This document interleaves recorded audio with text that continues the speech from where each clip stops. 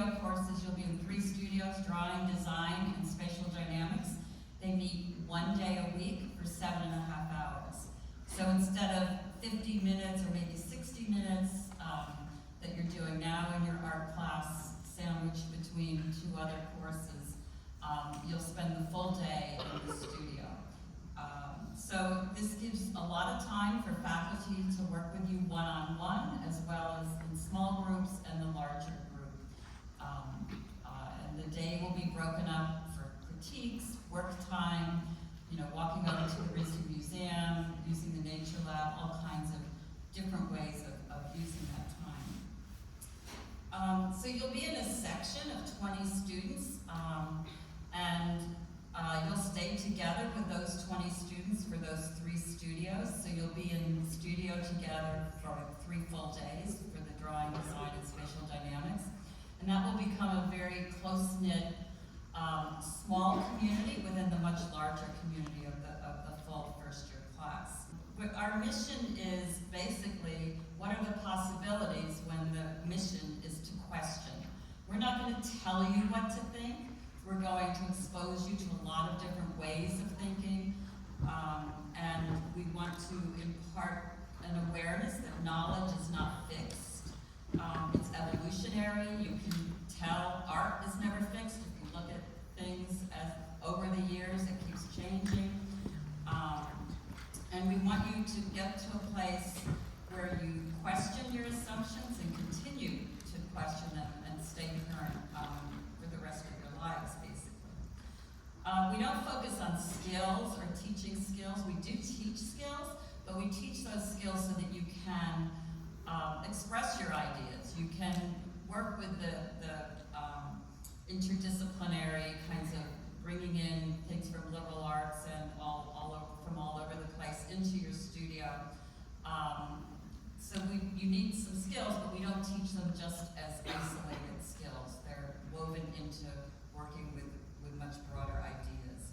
Your faculty in the first year are foundation faculty. That is, their home base is in the first year program. It's not like people coming in and just doing a day and then going back to their department. And the faculty are all practicing architects, painters, industrial designers. Some work in robotics, some are photographers, sculptors, new media artists, digital artists, so a lot of different points of view. So in the first year, you'll have 3 studio faculty in the fall and 3 in the spring. You'll have 6 different foundation studio faculty in a year. And my hope is that you have 3 different experiences. We're not like a cookie cutter kind of, everyone does the same thing. The faculty will be pulling you and pushing you in different directions. We like that you're 18 or 19 for the most part, or even into your 20s, but the young brains are nimble, we hear, and we know that, we see that.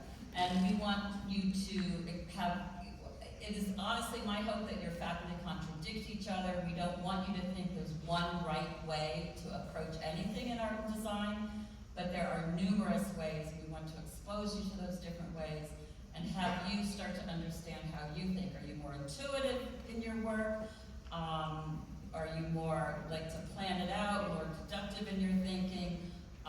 Do you feel more comfortable when it's a more specific kind of assignment, or do you feel more comfortable when the faculty kind of leaves it more wide open and you have to make decisions and feel your way through the use of materials and processes? And so all of these will stretch you, like these different ways of approaching things. Everyone comes here being very good at something, and we want you to improve on that and have that stay with you, but to also see it from different points of view and consider different directions. Some students know what they're going to major in when they get here, and they stick with that. Others really don't have any idea. We find students may not have had much experience working three-dimensionally, and when they get into the spatial dynamics course, like this is a whole new world to them, and they end up going into architecture when they thought they were going to be a painter. Or the architects figure out, forget that, I'm going into painting. So it's lots of new experiences that will change your mind about things. We see our students as inventors and really want you to work towards developing a self-motivated, self-directed kind of practice as well. So we do a lot of in drawing. Tuva mentioned drawing, and we really see drawing as a powerful way to investigate and understand the world. A lot of observational drawing. To draw the human figure, you really need to understand the skeleton.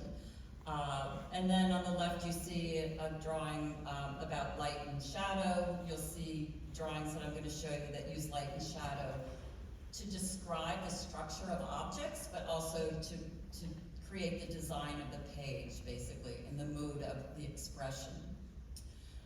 So a lot of figure drawing, a lot of observation using light and shadow, as I mentioned, but also just playing around with the medium. We don't want boring, accurate drawings. We like expressive, how you stretch the way you use the marks, just play around with that, and then bring that back to your work in a more personal kind of way. Space is something you're going to talk about in all of your courses at RISD, or the studio courses.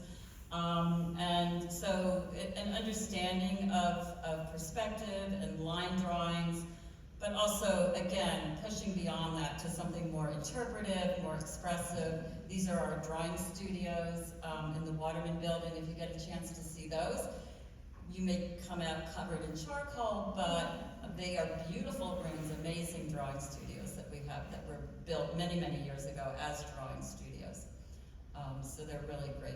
With drawings of insects, but then building them with wire. But then take it beyond that and make a costume from that, from the inspiration from something about that insect. Or build something from another material that also references something that you found in the nature lab that was intriguing. Biomaterials, a lot of students are very interested in working in biomaterials, and turtle shells, snowflakes, sea urchin, seahorse, mushrooms, different things, just to understand the incredible,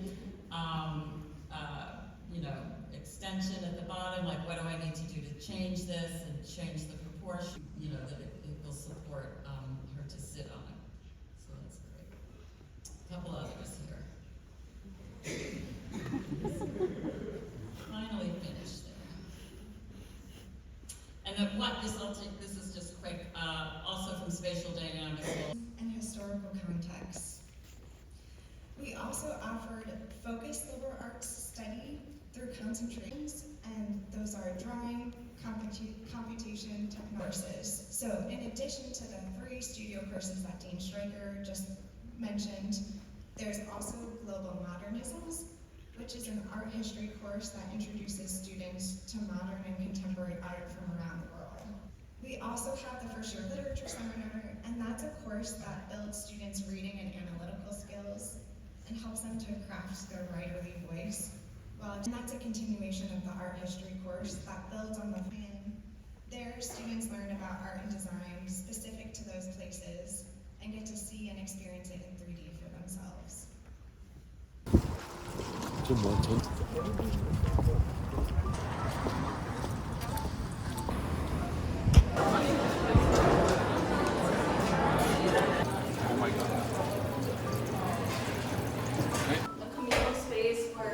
All freshmen have access to the kitchen, the reflection room, where it's just like a single room that locks from the inside, and you can just, if you want some quiet time. Happening in here too, there's also computers that are accessible for all students. Jump on in closets, and then in every first year area room there is a micro fridge. You're allowed to bring your own fridge if you'd like, but you will have one in your space. That being said, the first year area is climate controlled, so you have a thermostat for heat and AC that does switch on and off throughout the year, depending on what time of the year it is.